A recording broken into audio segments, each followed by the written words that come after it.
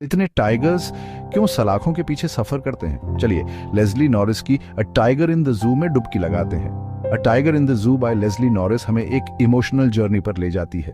पहली स्टैंजा में हम एक टाइगर को छोटे से केज में पेसिंग करते हुए देखते हैं। उसका साइलेंट रेज उसके फ्रस्ट्रेशन के बारे में बहुत कुछ कहता है। फिर पोएट इमेजिन करता है कि टाइगर जंगल में है, लंबी घास में चुपके से मूव कर रहा है, शिकार करने के लिए फ्री है।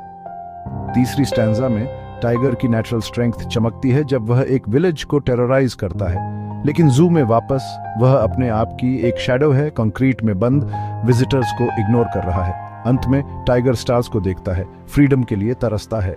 विविड इमेजरी और इमोशनल लैंग्वेज के माध्यम से नॉरिस वाइल्ड एनिमल्स के कन्फाइनमेंट की आलोचना करते हैं, हमें अपनी मॉरल रिस्पॉन्सिबिलिटीज पर रिफ्लेक्ट करने के लिए अर्ज करते हैं।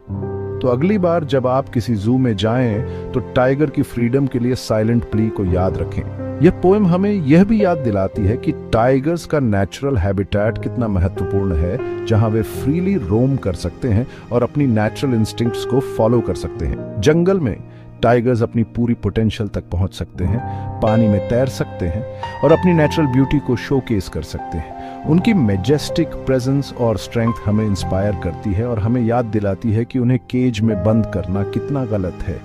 जब हम जू में टाइगर्स को देखते हैं तो हमें उनकी कैप्टिविटी के पीछे की सैडनेस और उनकी नेचुरल ब्यूटी के कंट्रास्ट को समझना चाहिए। हमें यह सोचना चाहिए कि हम कैसे कंट्रीब्यूट कर सकते हैं ताकि टाइगर्स और अन्य वाइल्ड एनिमल्स को उनकी नेचुरल हैबिटेट में सुरक्षित रखा जा सके।